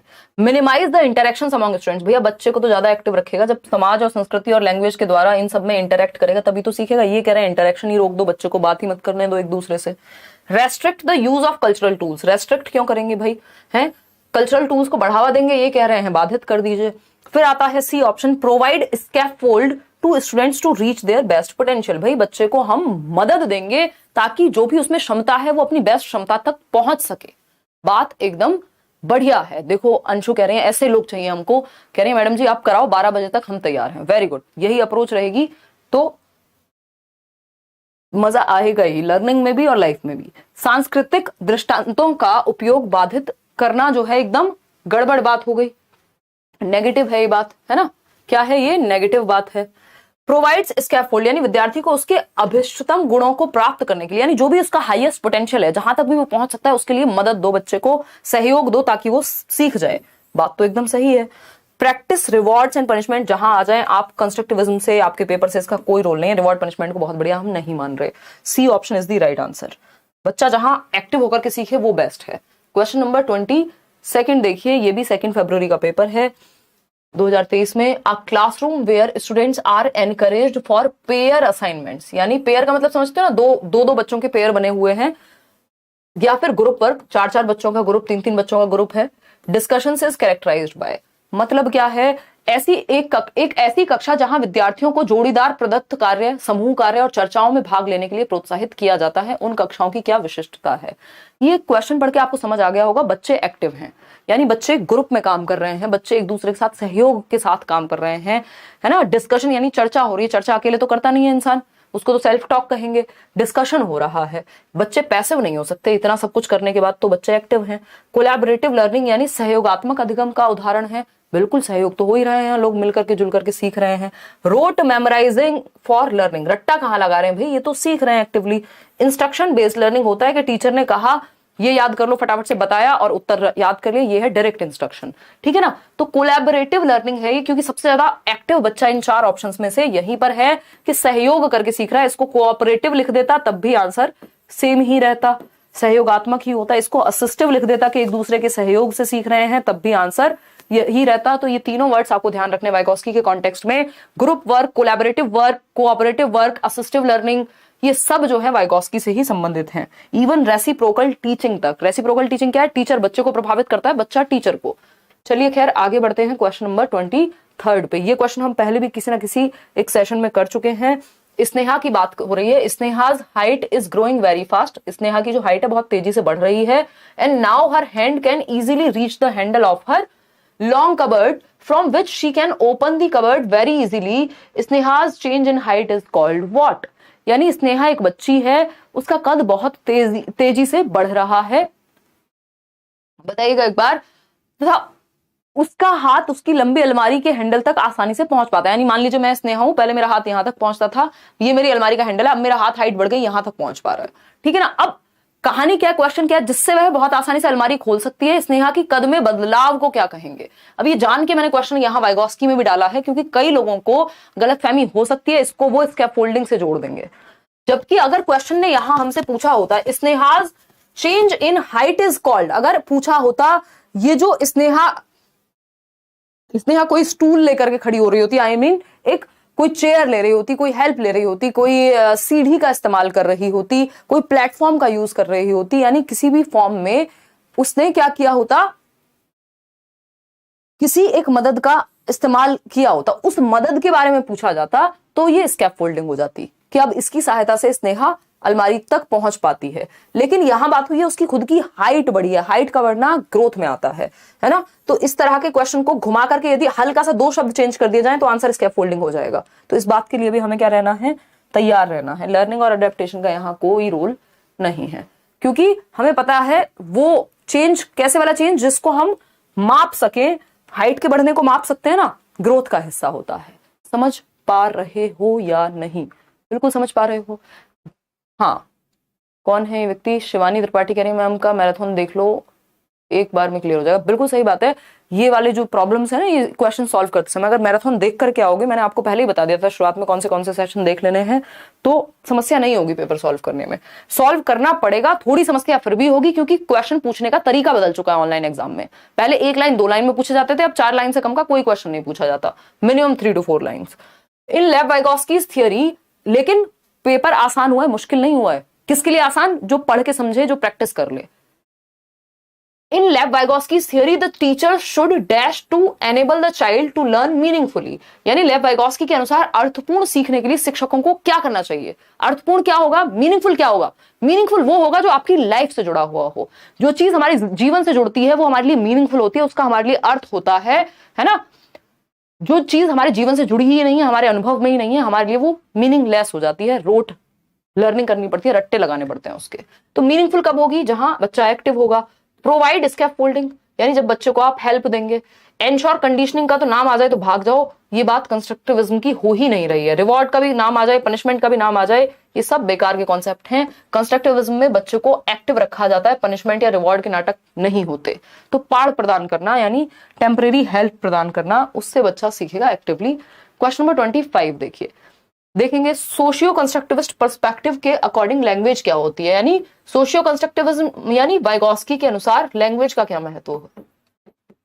आसान शब्दों में इसको ऐसे देख सकते हैं, नहीं तो सामाजिक रचनावाद जो समाज में सीखने को महत्ता देगा, उसके अनुसार भाषा का क्या महत्व होगा। पहला ऑप्शन है facilitates learning by provisioning for social interaction, यानी अधिगम को सुसाध्य किया जाएगा सामाजिक पारस्परिक क्रियाओं को बढ़ावा देकर के। सामाजिक पारस्परिक क्रियाएं कौन सी हैं? बच्चे ग्रुप में सीख रहे हैं, एक दूसरे से घुल मिल करके सीख रहे हैं, अपने माँ बाप से क्वेश्चन कर रहे हैं, दादी नानी से कहानियां सुन रहे हैं, मतलब बच्चा एक्टिव है समाज में। बात तो पॉजिटिव है, फिर भी बाकी ऑप्शन चेक करने पड़ेंगे, क्या पता इससे कोई बेहतर ऑप्शन निकल जाए। Is a barrier in learning process by interrupting thinking, यानी सामाजिक रचनावाद में दिक्कत होती है, ये बाधा है अपने आप में सीखने में। भाई बाधा कहां है? ये तो थिंकिंग को बढ़ावा देगा। जब आप 4 लोगों से बात करेंगे, आपके दिमाग में क्वेश्चंस चलेंगे, आप उनसे क्वेश्चंस पूछेंगे, आप अपने विचार बताएंगे। Is insignificant in the learning process, यानी महत्वपूर्ण ही नहीं है, निरर्थक है सोशियो कंस्ट्रक्टिविज्म। भाई इसको हम अच्छा मानते हैं, ठीक है। Hinders the process of learning, यानी बैरियर मतलब रुकावट बन रहा है, नेगेटिव नहीं है। सोशियो कंस्ट्रक्टिविज्म इतना इंपॉर्टेंट हम नहीं मानते यदि ये काम का नहीं होता तो A option is the right answer only, जहां पे हम ये कह रहे हैं कि बच्चे की जो लर्निंग है वो फैसिलिटेट होती है, बेहतर होती है, जब वो सामाजिक सांस्कृतिक परिप्रेक्ष्य में अन्योन्य क्रिया अंतः क्रिया इंटरेक्ट करता है अपने से आसपास के बच्चों से, बड़ों से, टीचर्स से, टीवी में कुछ देखेगा, तो जो भी चीजें चल रही हैं वो सब उसकी थिंकिंग प्रोसेस को बेहतर करती हैं। उन सब के माध्यम से वो अपने ज्ञान की रचना स्वयं करता है। क्वेश्चन नंबर 26 देखिए फटाफट से। Lev Vygotsky give significant importance to, यानी महत्व दिया है वाइगोस्की ने किस चीज को in development of thinking and learning, सोचने और विचारने या सीखने की प्रक्रिया में वाइगोस्की ने किस चीज को महत्व दिया है। 10 जनवरी पेपर 2 का क्वेश्चन है, अभी 2023 ऑनलाइन पेपर का। सारे क्वेश्चन हम ऑनलाइन पेपर वाले कर रहे हैं। जो पिछले साल के ऑनलाइन पेपर थे उसके लिए प्लेलिस्ट अलग से भी बनाई हुई है मैंने, आप वो भी देख सकते हैं। इसके बाद हम मिक्स्ड क्वेश्चंस भी करने वाले हैं, ठीक है जी। तो रिवॉर्ड्स एंड पनिशमेंट बिल्कुल हटा दो। जहां कंस्ट्रक्टिविज्म यानी रचनावाद लिखा है, वाइगोस्की लिखा है, पियाजे लिखा है, रिवॉर्ड पनिशमेंट का नहीं काम आने वाला बिल्कुल भी। सेम एबिलिटी बेस्ड ग्रुपिंग, इसको होमोजीनियस ग्रुपिंग कहते हैं, 2-3 दिन पहले बताया था। सेम एबिलिटी ग्रुपिंग नहीं करनी होती, मिक्स्ड ग्रुपिंग करनी होती है, हेट्रोजेनस ग्रुपिंग करनी होती है, जहां अलग अलग क्षमताओं वाले बच्चे हों। ऐसा नहीं है 33% वाले बच्चों को एक ग्रुप में रख दिया, 90% वालों को एक ग्रुप में रख दिया, फिर वो अलग अलग या नया नहीं सीख पाएंगे एक दूसरे से। एडवांस ऑर्गेनाइजर्स, ये भी बिहेवियरिस्टिक मॉडल है कि इसमें आप चार्ट एंड ऑल प्रयोग करके और पूरा ऑर्गेनाइजेशन मेमोरी में कैसे भरनी है चीजें उसको डालते हैं, तो ये भी एक्टिव नहीं है। हमें पता है सोसाइटी, कल्चर, लैंग्वेज, इन तीनों में से कोई एक मिल गया तो बेस्ट आंसर मिल जाएगा हमें। तो कल्चरल टूल्स के माध्यम से, सांस्कृतिक उपकरणों के माध्यम से हमारी थिंकिंग, हमारी लर्निंग बेहतर होती है जब हम कुछ भी अपनी संस्कृति में पढ़ते हैं, जानते हैं, इंटरेक्ट करके सीखते हैं। क्वेश्चन नंबर 27 देखिए, अगेन लैंग्वेज बड़ी है, लेंदी क्वेश्चन है। In Lev Vygotsky's theory the strategy of simplifying questions, giving cues and telling initial steps to solve a question helps them in overcoming the obstacles of solving a given question is referred to as 2 2 जा 4 4 2 जा 8 होते हैं, but 2 2 जा 4 2 3 जा 6, मतलब 6 line में कहानी समाप्त हो रही है। 1 2 3 4 5 6, जबकि इतना आसान सवाल है, लेकिन इन्होंने कह दिया बेटा रट्टे लगा करके आओगे तो घर पे बैठोगे फेल होकर के, रट्टे नहीं चलेंगे अब। क्यों? क्योंकि पेपर रट्टे वाला बचा नहीं है। 2 लाइन का क्वेश्चन नहीं है कि डायरेक्ट जवाब दे दोगे। हम तो कह रहे हैं सीधा पूछेंगे नहीं, कान यहां से पकड़ना ही नहीं है, पूरा घुमा करके तोड़ मरोड़ के पकड़ेंगे ताकि जिन्होंने रट्टे लगाए हैं वो साइड हो जाएं, पेपर में पास ही ना हो पाए। तो लेव वाइगोस्की के सिद्धांत में वह योजना जिसमें अध्यापिका विद्यार्थियों के लिए सवालों का सरलीकरण करती है, यानी अगर आपको कोई क्वेश्चन मुश्किल लग रहा है तो उसको आसान बनाया जाएगा। जैसे मैं अभी एक्सप्लेन कर रही हूं, मैं क्या कर रही हूं, ये सिंप्लीफिकेशन ही है क्वेश्चंस का, कि आपको समझ में आ जाए ये इतना बड़ा क्वेश्चन, इसलिए मैं तोड़ तोड़ के समझाने की कोशिश कर रही हूं। लेकिन मैं खुद से तो सॉल्व नहीं कर दे रही आपके लिए जब तक आप पोल में जवाब नहीं दे देते, ठीक है ना। तो सरलीकरण कर रही है, उन्हें संकेत देती है, हिंट देने की कोशिश करती है। शुरुआत में बताया था कि क्या किस बारे में क्या हो सकता है, और सवाल को, और या फिर कई बार हिंट क्या हो सकती है, मैंने कह दिया ये दोनों ऑप्शन होंगे नहीं, एलिमिनेट कर दिया, तो आपको हेल्प मिल गई थोड़ी, ठीक। और सवाल को हल करने के प्राथमिक चरण बताती है, इनिशियल स्टेप्स। कई बार पहले स्टेप पे बच्चा अटक गया मान लीजिए, ठीक है ना, ये जहां पे अटका वहां समस्या समाधान को खोजने में आने वाली बाधाओं को दूर करती है। क्या है ये? This is pure example of scaffolding, यानी टेम्परेरी हेल्प का उदाहरण है कि बच्चा करेगा तो स्वयं ही। साइकिल तो आप खुद ही चलाते हैं ना, लेकिन पीछे से कोई थोड़ी देर के लिए पकड़ लेता है कि आप गिर ना जाएं। जब आप खुद से चलाना सीखते हैं, पीछे से हाथ हटा लिया जाता है, जहां गिरते हैं वहां पकड़ लेते हैं। यह है स्कैफोल्डिंग, टेम्परेरी हेल्प। एनालॉजी नहीं, एनालॉजी में आपको समान उदाहरण देने होते हैं। मैचुरेशन का यहाँ कोई योगदान नहीं है, सोशलाइजेशन उत्तर हो नहीं सकता है, क्योंकि बात किसकी चल रही है? बात चल रही है वाइगोस्की की थियरी की। तो पूछा कुछ और है तो जवाब कुछ और क्यों देंगे भाई। क्वेश्चन नंबर 28 देखिए, क्वेश्चन नंबर 28 है the idea that children should be guided and assisted. अभी बताया था ना, assistive learning, cooperative learning, collaborative learning, ये तीनों में से कुछ भी लिखा हो समझ जाओ वाइगोस्की की बात हो रही है, ठीक है ना। In their learning as per their cultural context has been proposed by. आपको पता है समाज, संस्कृति, भाषा, तीनों चीजों को महत्वपूर्ण एक ही व्यक्ति है जो मानते हैं हमारे सिलेबस में, वो है वाइगोस्की, दी वाइगोस्की। हार्वर्ड गार्डनर है, कहां से बात आ गई, यहां तो इंटेलिजेंस की बात ही नहीं हो रही, मॉरल वैल्यूज की बात नहीं हो रही, कोहलबर्ग कहां से आ गए। वाइगोस्की नहीं आएंगे क्योंकि कल्चरल कॉन्टेक्स्ट की जब ये बात कर रहे हैं, असिस्टेड लर्निंग की बात कर रहे हैं, गाइडेड लर्निंग की बात कर रहे हैं, तो एक ही व्यक्ति हैं जो यहाँ काम के हैं, जो कोलैबोरेटिव, कोऑपरेटिव, असिस्टिव लर्निंग, सहयोग, मोर नॉलेजेबल अदर, ज्यादा जानने वाले योग्य की बात करेंगे, वो है लेव वाइगोस्की। ये भी 10 जनवरी इवनिंग शिफ्ट का पेपर है। क्वेश्चन नंबर देखिए 29, अभी 10-11 क्वेश्चन और हैं। क्वेश्चन नंबर 29, हिम्मत मारिए आप। गिविंग हिंट्स, यानी हिंट्स देना, क्यूज देना, modelling the thought process for the students are examples of. विद्यार्थियों को संकेत व इशारे देना, सोच विचार की प्रक्रियाओं को मॉडल करना, किसके उदाहरण हैं? यानी आप बच्चे को लीड कर रहे हैं एग्जाम्पल से, हिंट से जहां अटकता है, एक्सप्लेन भी करेंगे चीजें जब जरूरत पड़ेगी, उसको मॉडलिंग की प्रोसेस से जोड़ दिया इन्होंने। यहाँ क्या कहलाएगा? ये कंडीशनिंग कहलाएगा। कंडीशनिंग तो ये बिल्कुल नहीं है क्योंकि बच्चा एक्टिव है ना। कंडीशनिंग क्या है? बार बार आदत डलवानी है आपको, है ना। घंटी बजी खाना आया, घंटी बजी खाना आया, अब आपको पता है घंटी बजते ही खाना आता है तो मुंह से लार अपने आप आ जाएगी जैसे ही घंटी बजेगी, ये कंडीशनिंग है। डिलेड इमिटेशन होता है कि आप अभी देख लो, बाद में रिपीट कर देना उस चीज को। तो यहाँ रिपीटेशन थोड़ी, ये तो पियाजे की थियरी में है, सेंसरी मोटर जन्म से 2 वर्ष की अवस्था में डेफर्ड इमिटेशन कहते हैं जिसको, कि बच्चे ने माता जी को मेकअप करते हुए देखा, आप 2 दिन बाद वो भी पूरा उसको पेंटेड मिला, आपको उसका फेस पूरा पुता हुआ मिला। रोट मेमोराइजेशन, रटने की बात तो यहाँ हो ही नहीं सकती, जहां पे हिंट की बात हो रही है, क्यूज की बात हो रही है, थॉट प्रोसेस में परिवर्तन की बात हो रही है, ठीक है ना। तो ये स्कैफोल्डिंग का उदाहरण है किसका, D option is the right answer over here. आगे बढ़ेंगे, मिक्स क्वेश्चन भी हम इन बिटवीन करते रहेंगे। मैं ये चाह रही हूं कि आप एक बार जो लेटेस्ट क्वेश्चन है उनको टॉपिक वाइज भी निपटा लें। आप ही लोगों ने कहा था ना मिक्स्ड के टॉपिक वाइज भी कर लो भैया क्वेश्चंस, 87% लोगों ने पोल दिया था। तो अभी हमने ऑलमोस्ट, मैं भी आपको सिलेबस से दिखा दूंगी, हमने डेवलपमेंट कर लिया है, हमने जेंडर और सोशलाइजेशन का टॉपिक कर लिया है, यानी 3 टॉपिक वो हो गए। उसके अलावा हमने पियाजे को कर लिया है 4 टॉपिक, वाइगॉस्की हम कर रहे हैं 5वां टॉपिक, और आपके मुश्किल से 8-10 टॉपिक और बचेंगे, और कम भी हो सकते हैं, कई टॉपिक्स को एक साथ भी कराया जा सकता है जिनसे एक एक क्वेश्चन आता है। तो ये मानो 8-10 क्लास और हैं टॉपिक वाइज, उसमें इन बिटवीन हम मिक्स्ड क्वेश्चंस भी करते रहेंगे कि एक दिन ये कर लिया, एक दिन वो कर लिया, या 2 दिन टॉपिक वाइज कर लिया, एक दिन मिक्स्ड कर लिया, एक दिन कोई और सब्जेक्ट कर लिया, डोंट वरी। अकॉर्डिंग टू लेव वाइगॉस्की, लैंग्वेज यानी वाइगॉस्की के अनुसार भाषा क्या है। एक्चुअली हमें क्या है ना, हमें जरा सी भी बोरियत नहीं चाहिए, है ना। जैसे ही चीजें थोड़ी सी हमें लगता है मोनोटोनस हो रही है, हम चाहते हैं यार कुछ तो इसमें लड्डू डालो जिससे मजा आए, है ना। मजा आएगा, उस बोरियत में भी थोड़ा सा मजा लेने की कोशिश करनी है, ठीक है ना। कोई भी काम जब हम ढंग से करना चाह रहे हैं तो एक लेवल के बाद थोड़ा सा बोरियत भी महसूस हो सकती है, लेकिन उसी टाइम उसको छोड़ना नहीं होता, वहीं से अंडरस्टैंडिंग बेटर होनी होती है। देखिए, लेव वाइगॉस्की के अनुसार भाषा क्या है, does not influence cognitive development, यानी हमारे संज्ञानात्मक विकास में कोई भूमिका नहीं है। भाई जिस व्यक्ति की थियरी में सोसाइटी, कल्चर, लैंग्वेज, ये 3 सबसे महत्वपूर्ण चीजें हैं, तो लैंग्वेज तो उसके लिए टूल हुई ना। लैंग्वेज को यंत्र मानते हैं वाइगॉस्की संज्ञानात्मक विकास में। मैं और आप समझ कैसे बेहतर कर रहे हैं, भाषा के माध्यम से ही ना, चाहे वो लिख करके कर रहे हो, बात करके कर रहे हो, पढ़ करके आप अपनी समझ बेहतर कर रहे हो, इंटरनेट से कुछ पढ़ रहे हो, लोगों से बात कर रहे हो। भाषा तो टूल है, यंत्र है, जिसके माध्यम से हम अपने संज्ञान, अपनी समझ का विकास करते हैं, है ना। तो ये थोड़ी कहते हैं कि इन्फ्लुएंस नहीं करती। Is critical for cognitive development, यानी बेहद महत्वपूर्ण है। बात तो सही लग रही है सुनने में। हिंडर्स कॉग्निटिव डेवलपमेंट, भाई जो व्यक्ति ये कहेगा सोसाइटी, कल्चर और लैंग्वेज 3 इंपॉर्टेंट चीजें हैं जिससे हमारे संज्ञान का विकास होगा, वो क्यों कहेगा हिंडर करती है। लैग्स बिहाइंड कॉग्निटिव डेवलपमेंट, ऐसा नहीं है, बल्कि ये बात एक बार को पियाजे के कॉन्टेक्स्ट में सही हो सकती है, क्योंकि यहां पे 2 चीजें हमने लास्ट टाइम भी डिस्कस की थी, आपको थोड़ा याद होगा तो। अगर हम बात करें, वाइगॉस्की हैं जो कहते हैं लर्निंग से डेवलपमेंट होता है। लर्निंग किससे होगी, लैंग्वेज से, सोसाइटी से, कल्चर से, और उससे आपकी उम्र के अनुसार, या आपके उम्र की तो खैर ये बात नहीं करते, बट आपका जो संज्ञानात्मक विकास है, आपकी समझ विकसित किससे होगी, लर्निंग से। तो लर्निंग से डेवलपमेंट आएगा, यानी जब आप सीख रहे हैं समाज में, कल्चर में, लैंग्वेज का प्रयोग करके, तब आप विकसित हो रहे हैं। जितना उस उम्र के अनुसार विकास होना चाहिए वो हो पाएगा, ठीक। वही पियाजे क्या कह रहे हैं, पियाजे कह रहे हैं भैया डेवलपमेंट से लर्निंग होती है, यानी आप सीख ही नहीं पाएंगे कुछ चीजें जब तक आपकी वो एज नहीं हुई। डेवलपमेंट से मतलब इनका हेरिडेटरी एस्पेक्ट से है या स्टेज से है।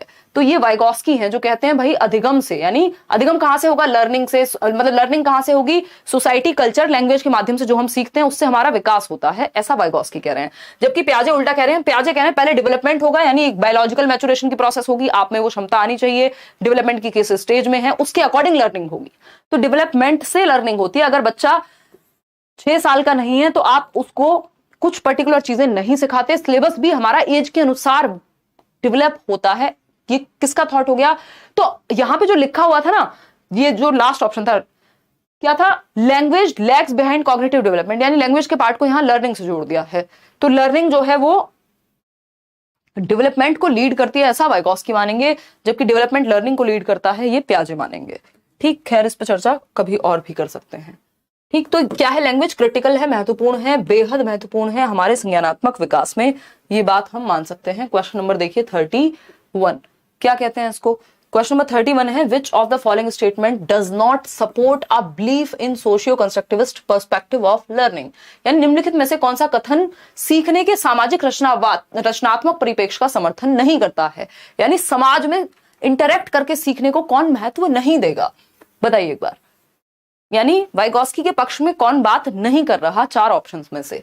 पहला है children's interactions with their peers are an important source of cognitive development, यानी अपने साथियों के साथ बच्चों की बातचीत संज्ञानात्मक विकास का एक महत्वपूर्ण स्रोत है।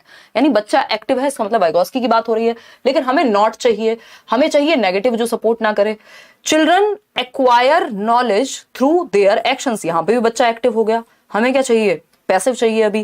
Pedagogy must incorporate activities that encourage experimentation, जब प्रयोग करेगा बच्चा तब भी एक्टिव है। अब तो एक ही ऑप्शन बचा है, assessment should be undertaken only at the end of teaching, यानी टीचिंग खत्म होने के बाद अंत में ही आप टेस्ट लीजिए बच्चे का, उसके दौरान या उससे पहले मत लीजिए। तो ये तो बच्चे को हम क्या कर रहे हैं उसकी प्रॉब्लम्स हमें पता ही नहीं लग पाएंगी।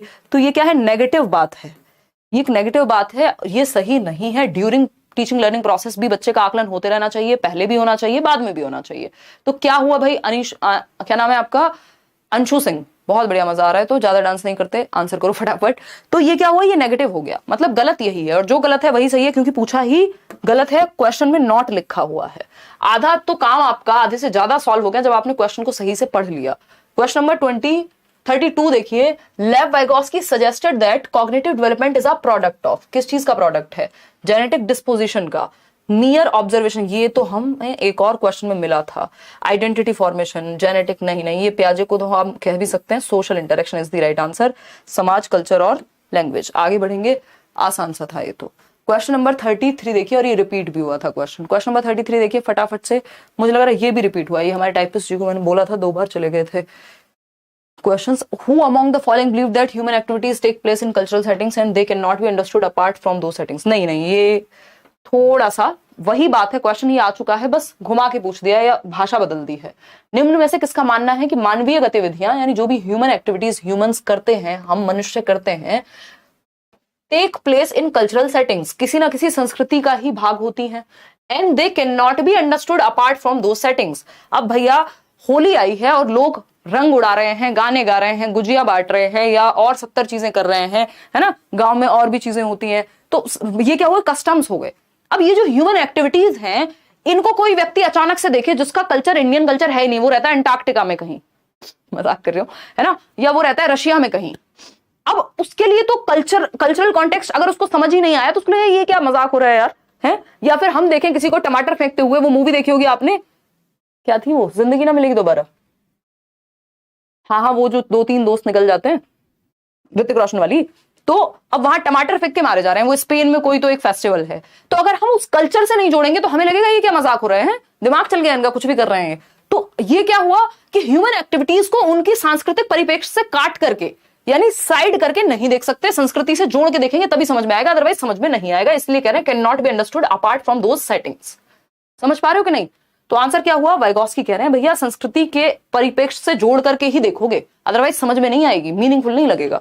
तो जिस संस्कृति, जिस समाज से बच्चा आ रहा है, उसको उस तरह के एग्जांपल्स या जोड़ करके रखना है। ये बात वाइगॉस्की की हुई। आगे बढ़ेंगे, question number 34। Question number 34, to facilitate cognitive development in children, Jean पियाजे gave importance to dash while Lev Vygotsky emphasised dash. ये मैंने पियाजे में भी शायद आपको कराया था क्वेश्चन। तो हमें पता है वाइगॉस्की SCL में से कोई एक पॉइंट होगा, society, culture, language.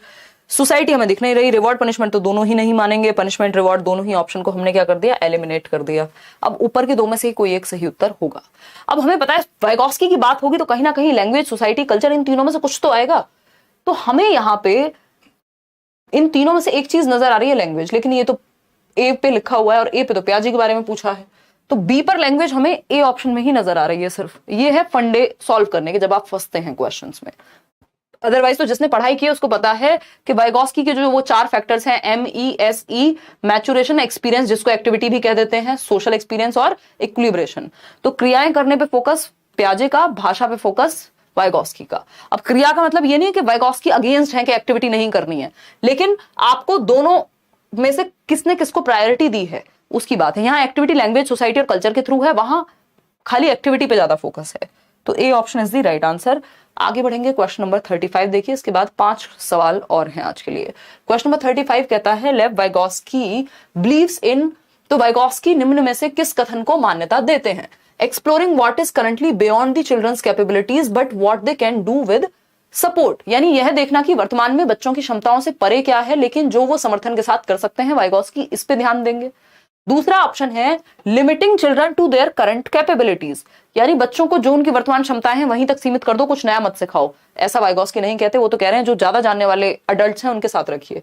Focusing only on what the child can do alone and without any help, इसी बात पे ध्यान देना कि बच्चा अकेले क्या कर सकता है, हेल्प से क्या कर सकता है उस पर फोकस ही नहीं है। भाई अगर हेल्प से क्या कर सकता है तो फिर हम क्यों ट्यूशन लगाते, क्यों हम कोचिंग्स होती है दुनिया में, क्यों हम अभी इंटरनेट पे पढ़ रहे होते, क्यों हम किताबें खरीदते, फिर तो जितना जानते हैं उसी से काम चल जाता है ना, हेल्प की क्या जरूरत थी। तो ये तो गलत हो गया। Aiming to teach concepts that are way beyond the zone of proximal development, proximal development होता है ZPD जिसको कहते हैं, यानी जिस दायरे में संभावना है कि हमारा विकास वहां तक हो सकता है यदि हमें स्कैफोल्डिंग यानी मदद मिल जाए। और ये कह रहे हैं बहुत दूर, उस दायरे से बहुत दूर ले जाएंगे तो वो दायरा हो जाएगा जहां तक आप पहुंच ही नहीं सकते। आपको ZPD में मदद देनी होती है, यानी जोन ऑफ प्रॉक्सिमल डेवलपमेंट में मदद देनी होती है। यह देखना कि वर्तमान में बच्चों की क्षमताओं से परे क्या है लेकिन जो वे समर्थन के साथ कर सकते हैं। तो वाइगोस्की इस बात में विश्वास रखते हैं ये एक्सप्लोर करने में कि आज के समय में मान लो आप 20 नंबर ला पा रहे हैं 30 में से, लेकिन मुझे पता है कि अगर आप सेशंस लेंगे, अगर आप मैराथन देखेंगे, अगर आप चीजों को समझेंगे तो वो 30 में से 30 भी आ जाएंगे। इसका मतलब वो आपकी क्षमता में है, आपका संभावित विकास वहां तक हो सकता है यदि मैं मदद दे दूं। यही वाइगोस्की बात कर रहे हैं, ठीक है ना। बहुत कंटेंट की क्लासेस हैं नीतीश यूट्यूब पे, वो आप प्रीवियस देखिए।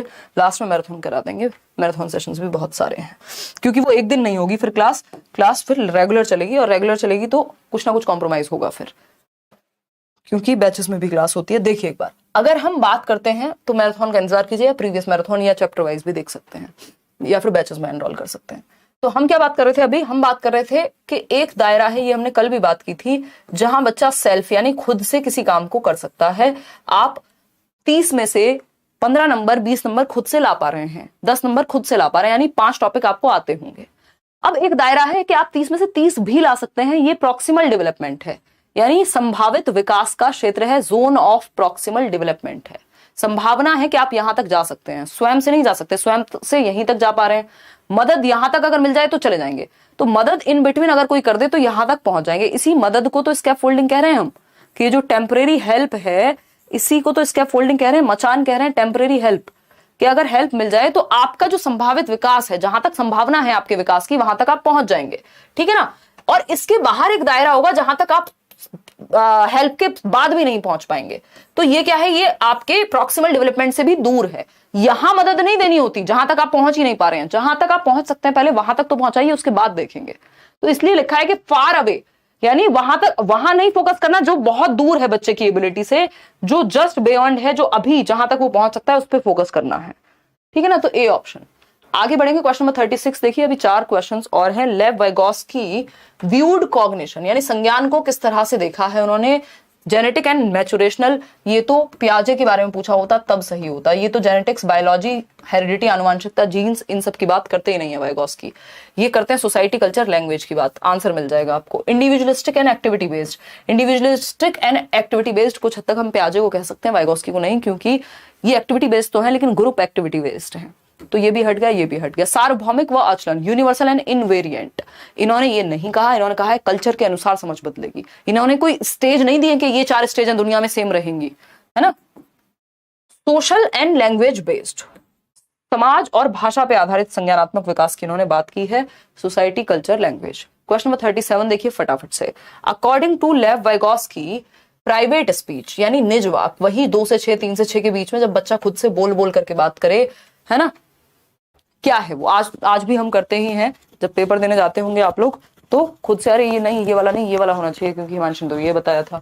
Helps the students to regulate their thinking, वो बोलूं क्या जो ज्यादातर चलता है सोशल मीडिया पे या टीचर्स पे, कि हिमांशी मैम ने तो ये बताया था। एक तो खुद को मैम कहना भाई साहब ऐसा लगता है कि मतलब सर में दर्द हो जाए मेरा, कि मतलब कहाँ किसने उपाधि दे दी है। देखो एक बार, तो हेल्प्स द स्टूडेंट्स, ऊपर से हम लोग सेम एज के हैं या मेरे से बहुत बड़े भी हैं कई लोग, अब तो कुछ लोग जूनियर्स भी आने लग गए, नए नए जो लोग डाइट या बीएड कर रहे हैं, अदरवाइज तो अब तक तो स्थिति ये थी कि सब बड़े ही बड़े थे, है ना। तो इतना अजीब लगता है, मन करता है भाई साहब क्या करें, बोर्ड में सर मैं तो ऐसे कर करके मतलब खुद को ही शाबाशी दे दूं, है ना, हिमांशी मैम ने बताया था देखिए एक बार, helps the students to regulate their thinking, यानी कि मतलब आपने आज तक कहीं टाइटल में भी नहीं देखा होगा, जो हमारे चैनल के वीडियोस हैं, कहीं भी हिमांशी मैम नहीं लिखा होता है, हिमांशी सिंह ही लिखा हुआ होगा। मतलब ठीक है यार, फ्रेंडशिप वाला रिलेशनशिप रहे, ठीक है, रिस्पेक्ट मन में होती है, इतना ज्यादा खतरनाक नहीं बनना। Helps the students to regulate their thinking, यानी कि विद्यार्थियों की सोच को विनियमित करता है। मतलब क्या हुआ कि प्राइवेट थिंकिंग जो है, प्राइवेट स्पीच जो है, यानी खुद से बोल बोल के बातें करना, जो मैं अभी कर रही थी ना, वो प्राइवेट स्पीच का ही उदाहरण था। Helps the students to regulate their thinking, यानी विद्यार्थियों की सोच को विनियमित करता है, यानी आपकी सोच को एक दिशा देता है। बात सही है या नहीं है? बात तो सही है, क्लियर है नम्रता। फिर आता है B option, does not impact students thinking, यानी बच्चों की थिंकिंग को इंपैक्ट नहीं करता। भाई जो आप खुद से बात करते हैं वो चीज आपको इंपैक्ट करती है, ठीक है ना।